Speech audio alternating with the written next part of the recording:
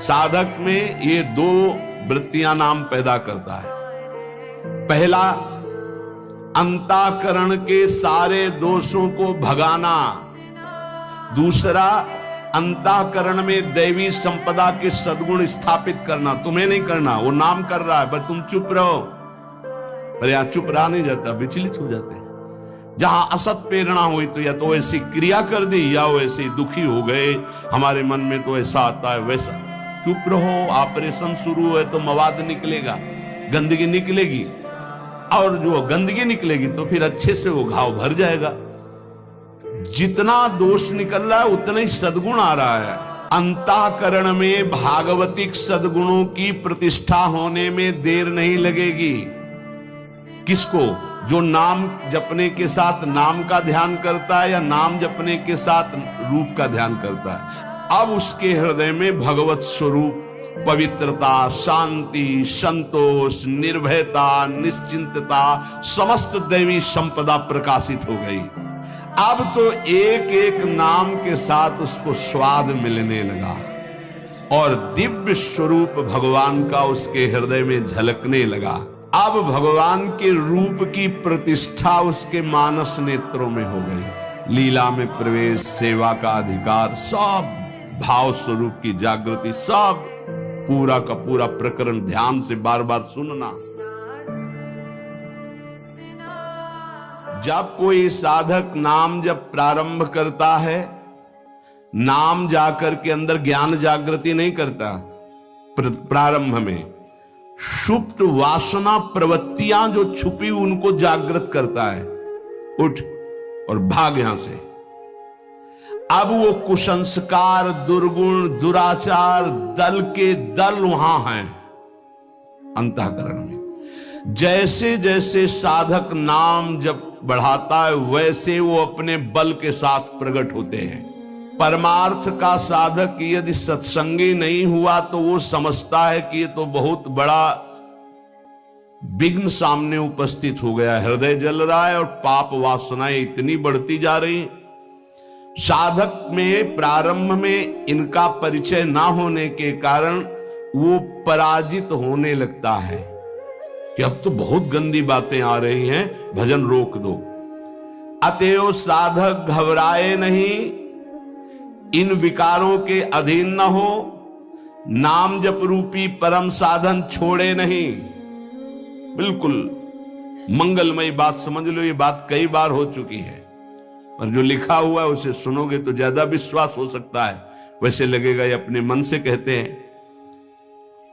साधक प्रारंभ में पराजित करने की सामर्थ्य नहीं रखता।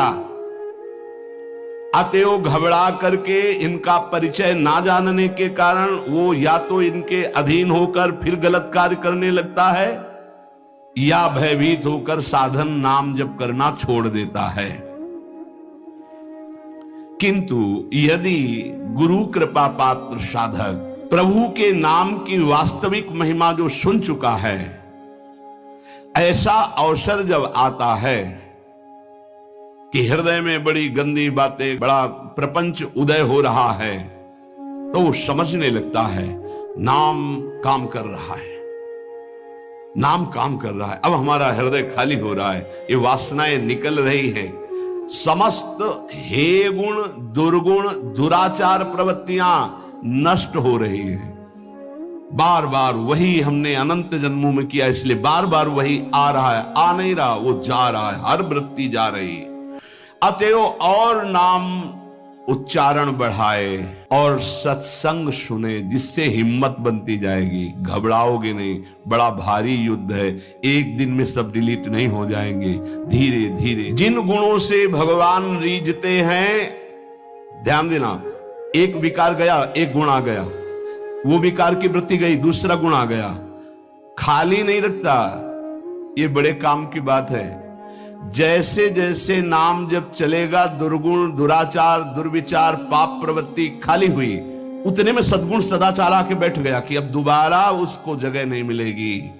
और धीरे धीरे वो पूरे के पूरे दुर्गुण दुराचारों को हटा करके साधक में सद्गुण सदाचार स्थापित कर देता है। नाम, पहला प्रभाव नाम का। साधक को ये बात ध्यान रखनी है कि ये दो वृत्तियां आपके अंदर प्रारंभ में होंगी, दोषापनयन और गुणाधान। दोषापनयन, जो दोष वृत्तियां हैं उनको निकलना और उनकी जगह में सद्गुण सदाचार स्थापित करना, ये नाम करेगा। तुम्हें चुप रहना है, राधा राधा राधा राधा राधा राधा। विचलित नहीं होना कि मन बहुत हमारा परेशान करता है, बहुत विकार आ रहे हैं, अब कैसे रहूं। खुशी मनाओ, गंदी बातें निकल रही हैं। पर साधक कैसे खुशी मनावे? वो तो मन में तदात्म में, तो मन में जलन हो रही है और वो निकल रहे हैं, तो वो समझ रहा है आ रहे हैं, और फिर वो उनसे या तो द्वेष कर बैठता है या तो राग। द्वेष कर बैठता, क्यों आ रहे हैं, क्यों ऐसा ऐसा, उनकी सत्ता दृढ़ हो रही, और या फिर उसी आचरणों में लग जाता है। तो रागात्मक या द्वेषात्मक वृत्ति से वो टिक जाते हैं, खाली नहीं हो पाते, इसीलिए लंबा समय निकल जाता है, कोई लाभ उसको समझ में नहीं आता। साधक में ये दो वृत्तियां नाम पैदा करता है। पहला, अंतःकरण के सारे दोषों को भगाना। दूसरा, अंतःकरण में दैवी संपदा के सद्गुण स्थापित करना। तुम्हें नहीं करना, वो नाम कर रहा है, बस तुम चुप रहो। पर यहां चुप रहा नहीं जाता, विचलित हो जाते हैं। जहां असत प्रेरणा हुई तो या तो ऐसी क्रिया कर दी या वैसे दुखी हो गए, हमारे मन में तो ऐसा आता है वैसा।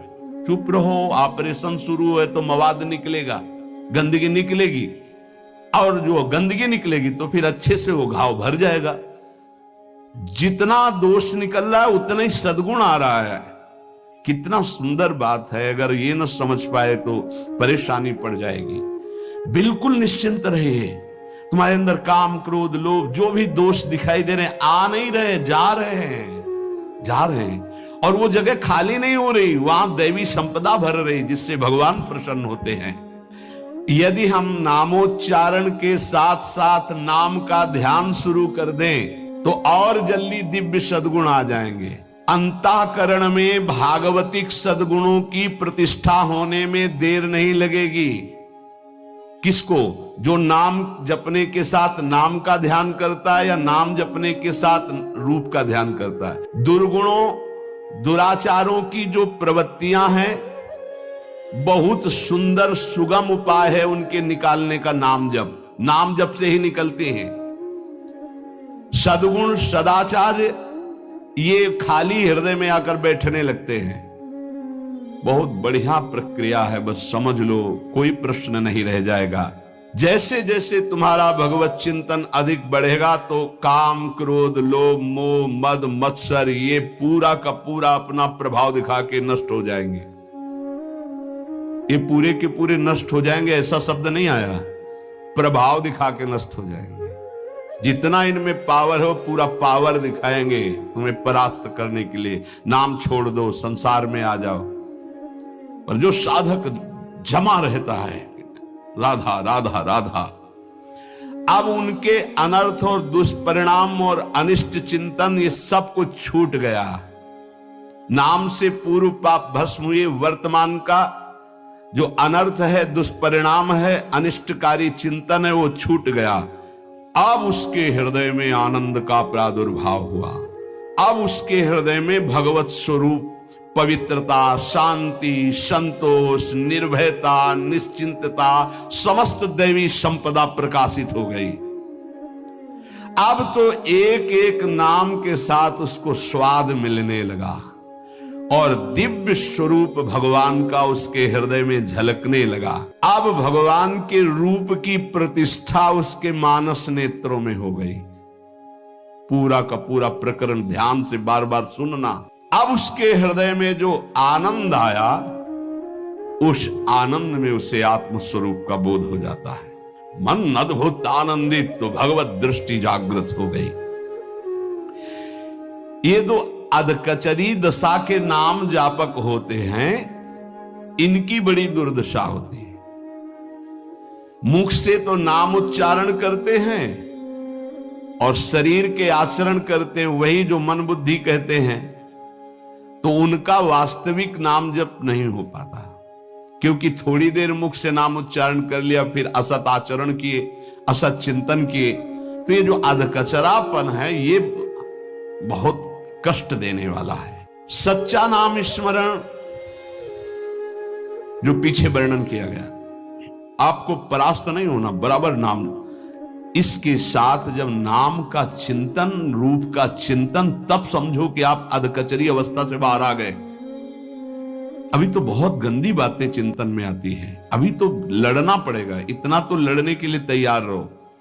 अगर ये कह दो ये सब हमसे नहीं होगा, तो एक उपाय है, किसी महाभागवत को पूरा जीवन समर्पित कर दीजिए, खत्म खेल आपका।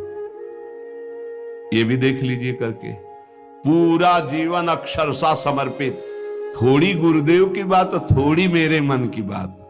ये अधकचरापन, भगवान ने नारद जी को कहा था, अधकचरे योगी का मेरा साक्षात्कार नहीं होता। थोड़ा गुरुदेव की बात माननी है, थोड़ी अपनी बात माननी है, अधकचरापन। पूरी बात गुरुदेव की माननी है, बस बढ़िया बात बन जाएगी।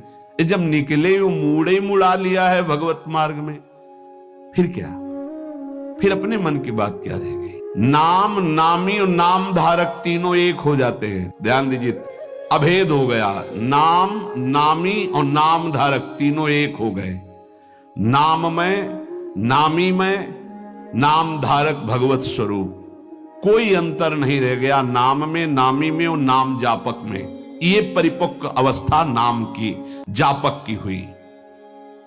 नाम स्मरण की बात जिह्वा से नाम, कंठ से नाम और फिर हृदय से नाम प्रारंभ हो जाता है, अंतरात्मा से।